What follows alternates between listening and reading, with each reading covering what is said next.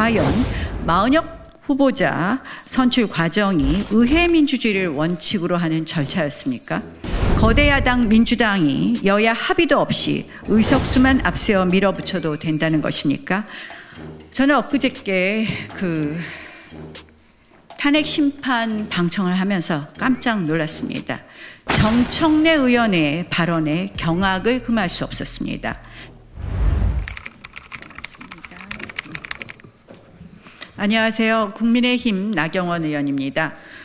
오늘 기자회견은 오늘 오전에 있었던 헌법재판소의 마은혁 헌법재판관 후보에 관한 권한쟁의 심판 관련 결정과 그리고 엊그제 있었던 대통령 탄핵 심판 최후 변론에서 국회 소추인단 대표 정청래 위원장의 그 망언에 대한 이야기입니다.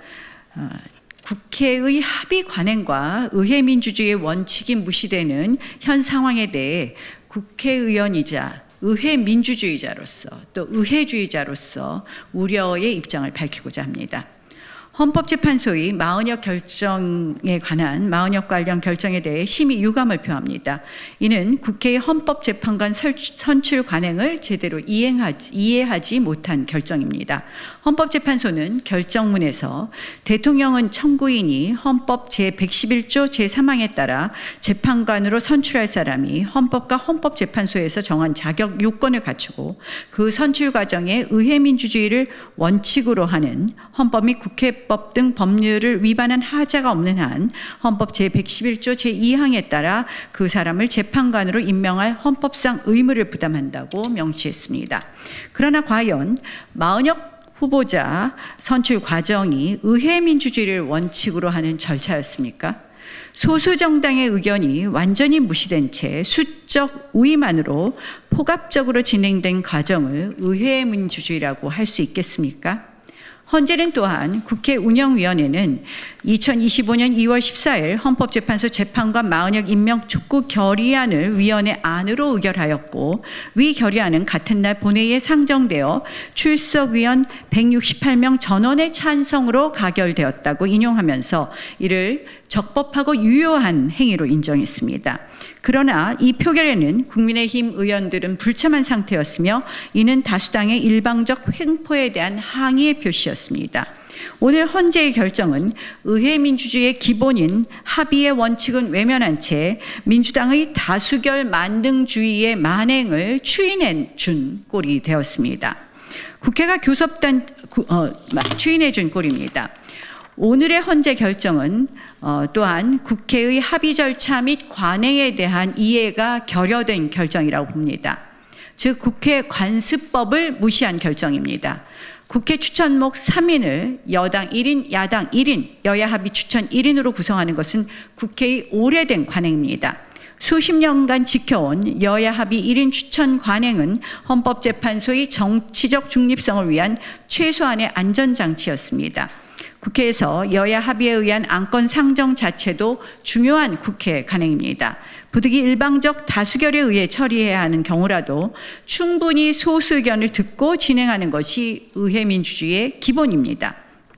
이번 마은혁 관련 헌법재판소 결정은 둘 다 국회에서의 여야 합의 없는 민주당 단독 표결 그리고 의회 독재 자체에 대해 절대적 효력을 준 것과 다름없습니다. 거대 야당 민주당이 여야 합의도 없이 의석수만 앞세워 밀어붙여도 된다는 것입니까? 그것이 진정 헌법 정신일까요? 국민의힘은 이 모든 국회 안건 처리에 대해 합의한 바가 없습니다. 여야 합의가 실질적으로 되지 않은 마은혁 후보 추천, 인사청문회 일정, 인사청문회 결과 보고서 채택, 마은혁 임명 촉구 결의안 모두 여야 합의 없는 민주당의 독단적 단독 강행이었습니다. 특히 마은혁 임명 촉구 결의안은 상정과 의결 모두 국민의힘 측에 설명한 조차 없습니다. 이에 박형수 국민의힘 원내 수석 부대표는 본회의에서 마은혁 임명 촉구 결의안 상정의 부당성에 대한 의사진행 발언을 했었고 민주당이 단독 강행을 계속하자 국민의힘 의원들은 회의장에서 항의하며 단체 퇴장한 바 있습니다. 여야 합의 없는 일당 독재의 국회 표결에 절대적 효력을 주는 것이 과연 헌법 정신입니까? 법치주의, 민주주의의 정신입니까? 숫자만 많으면 무엇이든지 할 수 있다는 한마디로 몰상식의 다수결 독재를 국민은 절대 원하지 않습니다. 국회의 합의 관행을 철저히 무시한 채 이제 와서 대통령 권한 대행이 40여까지 임명해야 한다는 결정은 우리의 헌정 질서를 혼란에 빠뜨릴 뿐입니다. 정치의 사법화, 사법의 정치화가 결국 대한민국의 헌정 질서를 무너뜨리고 있음이 참담할 뿐입니다. 저는 엊그저께 탄핵 심판 방청을 하면서 깜짝 놀랐습니다.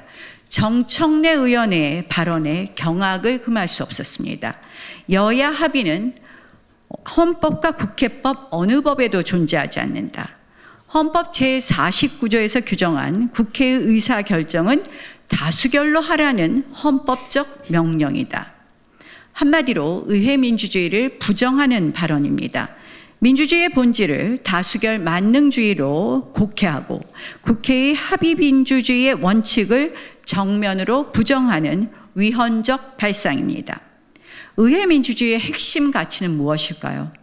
다양한 갈등을 조정하는 것이 의회이고, 그러기에 의회는 다수결의 원리에 앞서서 합의의 원리에 의해 작동됩니다.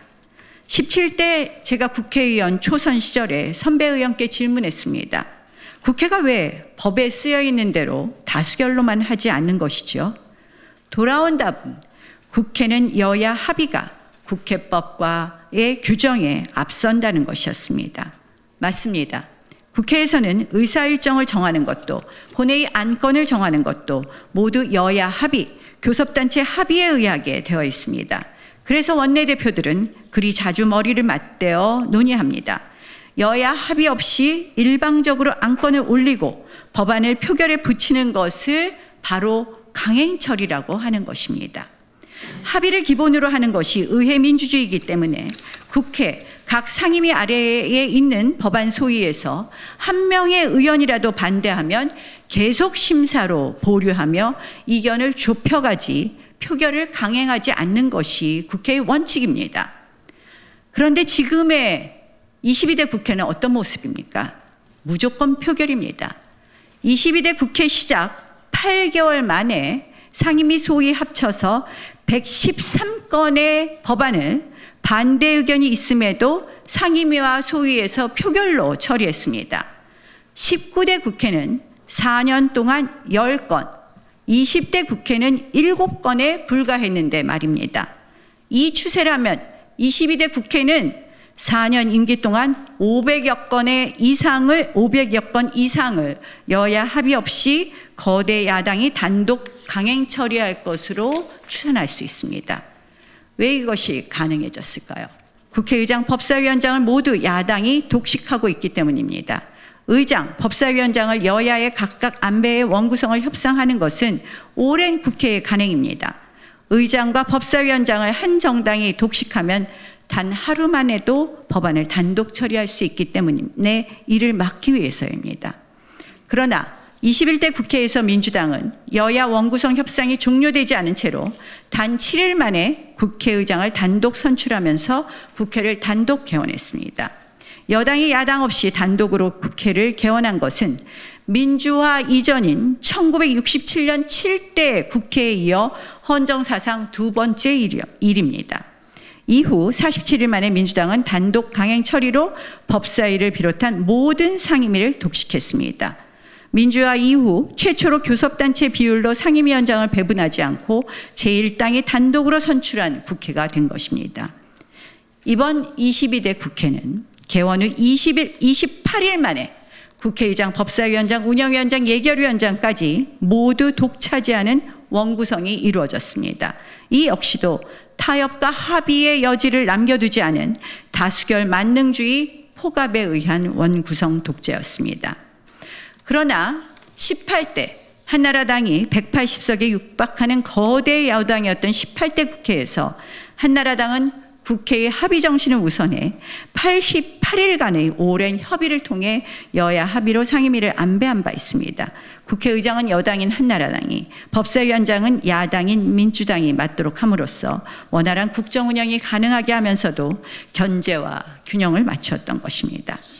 국회법에는 합의라는 단어가 총 15회, 협의라는 단어가 55회 규정되어 있습니다. 이런 규정과 함께 합의제가 다수결보다 앞서는 원리 속에서 의회 민주주의는 성숙해 온 것입니다.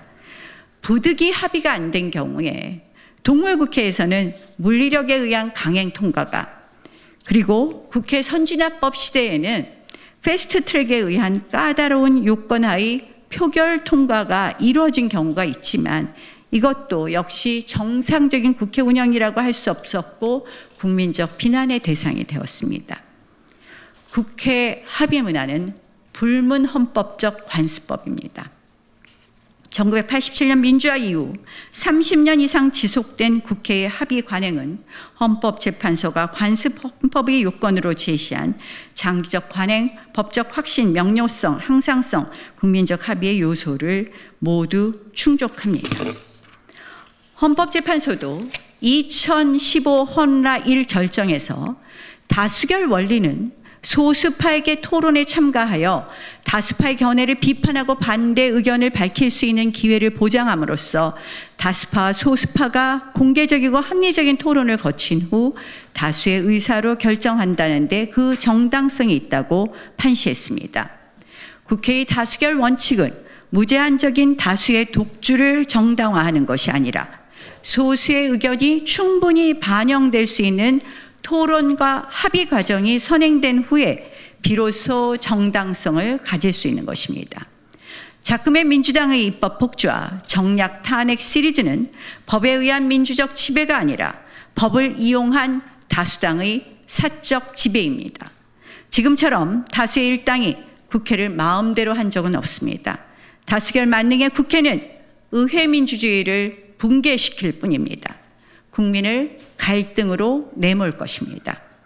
정청래 의원은 터무니없는 법 해석으로 상임위에서 퇴장, 발언권 제한과 같은 횡포를 일삼았습니다. 이제 더 이상 궤변과 요설로 의회 민주주의를 퇴보시키지 말아주십시오. 이재명 민주당의 방탄국회, 입법 독재를 아무런 견제도 없이 가능케 하는 법사위원장 자리에서 내려오십시오. 헌법이 설계한 권력 분립과 상호 견제의 원칙이 다수당의 일방적 독주에 희생되는 순간 우리의 헌정 질서는 회복 불가능한 손상을 입게 될 것이고 이는 국민에게 돌아올 수 없는 피해를 입히게 될 것입니다. 고맙습니다.